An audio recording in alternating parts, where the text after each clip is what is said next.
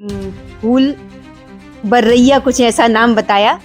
तो हम इन्हें फूल सिंह बर्रैया क्या कहें, हम इन्हें उल जलूल बर्रैया जरूर कहेंगे। कैसी भी दिमाग का आदमी रस्ते में जा रहा, उसे खूबसूरत लगकर लड़की दिखी, सुंदर, अति सुंदर, तो उसका ब्रेन है वो इधर उधर विचलित हो सकता है, तो रेप हो सकता है। आदिवासी में कौन सी अति सुंदर स्त्री? क्यों होता है बलात्कार? उनके धर्म ग्रंथों में इस तरह की निर्देश दिए गए। ऐसे लोग, फूल सिंह बर्रैया जैसे लोग, मैं स्पष्ट रूप से कहूंगी, जो देश के ग्रंथों को, हमारे भारत भूमि के पवित्र ग्रंथों को ये कहकर के बदनाम कर रहे हैं और अपनी मानसिकता को व्यक्ति वायरल होने के चक्कर में, मैं आज के समय में कहूं तो वायरल होने के चक्कर में ये समाज के लिए वायरल लोग हैं जो समाज में और भी विकृति फैला रहे हैं। साथी नमस्कार, हम आपको बता दें, हालांकि एक लोकसभा पूर्व में जो प्रत्याशी रहे हैं और हालांकि और जो भांडेर में अभी प्रेजेंट में विधायक हैं, यानी कि फूल सिंह बर्रैया का एक जो सोशल मीडिया पर एक चर्चित का विषय, एक बयान बन गया है जो बहन बेटियों को लेकर कुछ समय पूर्व पहले आईएएस संतोष वर्मा का बहन बेटियों को लेकर एक बयान आया था, जिसको लेकर भोपाल में भी काफी प्रदर्शन हुए थे। अब साथ ही एक फूल सिंह बर्रैया का एक ऐसा बयान आ गया है जिसमें ग्रंथ को भी उन्होंने लपेट के रख दिया है। उन्होंने बोला है कि इनके ग्रंथ में ऐसे दिशा निर्देश दिए गए हैं। कौन से ग्रंथ में दिशा निर्देश दिए गए हैं, हम तमाम सारी जानकारियों के लिए आज हम पहुंच चुके हैं वृंदावन की धरा पर, जहां पर हमारे साथ मौजूद हैं देवी संध्या जी भागवताचार्य। साथ ही हम इनसे वार्तालाप करने की कोशिश करेंगे। दीदी, जो एक फूल सिंह बर्रैया हैं जो पूर्व लोकसभा प्रत्याशी अटेर विधानसभा और भिंड दतिया से भी रहे हैं, जहां पर आप भी अटेर विधानसभा से निवास करती हैं, क्या कहना चाहोगी उनके बयान पर? सर्वप्रथम सभी को, जो भी मुझे सुन पा रहे हैं, सभी देशवासियों को श्री राधा नाम। मैं इस समय मथुरा की भूमि पर हूँ। हमारे मध्य प्रदेश केसरी के भैया मधुर कटारे के द्वारा जो इस बयान के बारे में मुझे बताया गया, मुझे सुनकर बड़ा दुख लगा और बिल्कुल मेरे हृदय को अच्छा नहीं लगा। मन कचोट रहा है कि हमारे भारत में ऐसे जनों को राजनीति में प्रत्याशी के रूप में, कि वो आगे कल के नेतृत्वकर्ता बनेंगे, ऐसे जनों को प्रत्याशी के रूप में घोषित कर दिया जाता है आगे पीछे, कि जिनको अभी जो नाम बताया भैया ने कि फूल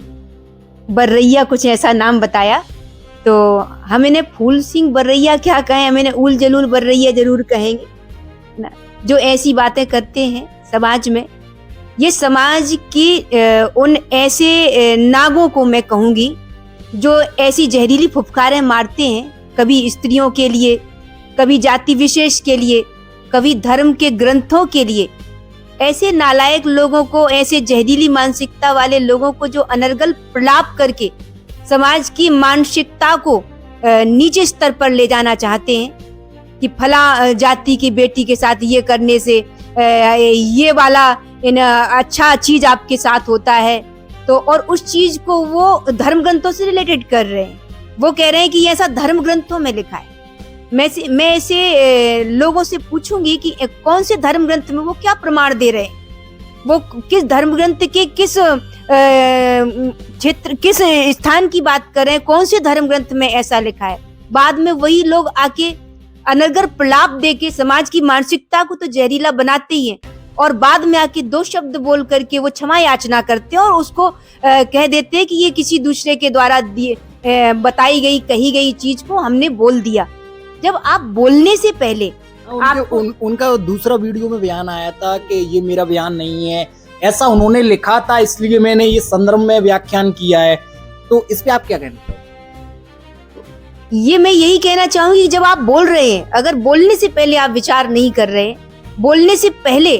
अगर आपको इस बात का ज्ञान नहीं है कि आप क्या बोल रहे हैं और आपके इस अनर्गल प्रयास से समाज की मानसिकता को आप कौन से दर्जे पर ले जाना चाहते हैं, क्या समाज को आप द्वितीय दर्जे का बनाना चाहते हैं जिसकी मानसिकता नीचे गिरे और समाज में ऐसे लोग न भी हो तो ऐसे लोग उत्पन्न हो, क्योंकि आप इस तरीके की बातें कर रहे हैं कि इस जाति की स्त्री के साथ ये करने से ये ग्रंथ में लिखा है कि ये सुख मिलेगा, ये चीज अच्छी आपके साथ होगी। तो ये कौन सी मानसिकता है? मुझे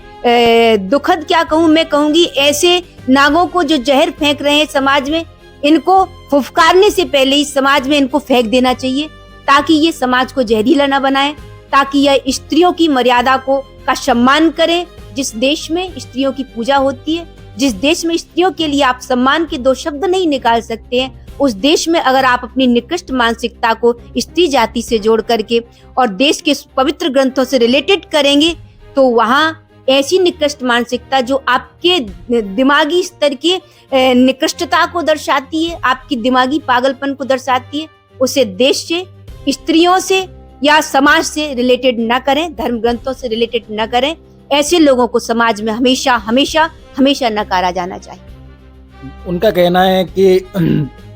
ओबीसी समाज, SC ST समाज की जो बहन बेटियां हैं, जो ज़्यादा सुंदर होती हैं, रोड पे निकलती हैं,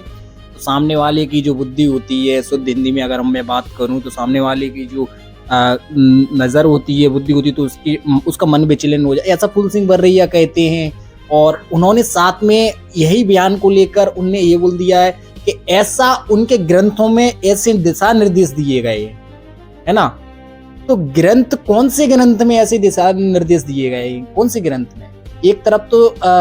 सभी समाज को टारगेट कर रहे हैं और एक तरफ बोल रहे हैं कि दिशा निर्देश उनके ग्रंथों में दिए गए हैं। तो जो सामने वाला प्रश्न कर रहा था, तो उसने ये भी बोला था क्या हिंदू धर्म में दिए गए हैं, तो उनने ये बोला कि हाँ,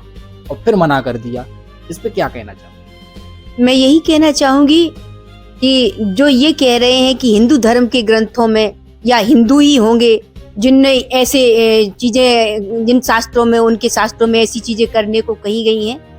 तो मैं यही कहूंगी कि ऐसे लोग, फूल सिंह बर्रैया जैसे लोग, मैं स्पष्ट रूप से कहूंगी, जो देश के ग्रंथों को, हमारे भारत भूमि के पवित्र ग्रंथों को ये कह करके बदनाम कर रहे हैं और अपनी मानसिकता को व्यक्ति वायरल होने के चक्कर में, मैं आज के समय में कहूँ तो वायरल होने के चक्कर में, ये समाज के लिए वायरल लोग हैं जो समाज में और भी विकृति फैला रहे हैं, यानी समाज को बुखार दे रहे हैं, समाज को ऐसी गंदी चीजों के लिए गर्मी दे रहे हैं ऐसे लोग, और ऐसे लोगों का बहिष्कार होना चाहिए। ये हमारी लोकसभा विधानसभा के प्रत्याशी तो दूर की बात, मैं तो पूरी तरह इनको फेंकने की बात कहूंगी। साथ ही आप बहन बेटियों के ऊपर जो एक बयान आया था, जो हालांकि अब पूरे प्रदेश में ही नहीं बल्कि एक भारत में एक चर्चा का विषय बनता हुआ जा रहा है। हालांकि भारतीय जनता पार्टी इस बयान को एक निशाने पर चूंकि साधती हुई नजर आ रही है। साथ ही हमने ग्रंथ के वार्तालाप के साथ आपको देवी संध्या जी भागवताचार्य से आपको जोड़ा, जो राष्ट्रीय धर्म प्रवक्ता हैं और साथ ही आज वृंदावन की धरा पर हैं। हमने आपको ग्रंथ के बारे में सारी जानकारियां आपको अवगत कराई। साथ ही आपकी क्या प्रतिक्रिया है, आप भी हमें कमेंट बॉक्स में अवश्य बताइए और ज्यादा से ज्यादा इस वीडियो को शेयर कर दीजिए। नमस्कार, आप देख रहे हैं मध्य प्रदेश केसी न्यूज में, हूं आपके साथ मधुर कटारी, भिंड मध्य प्रदेश।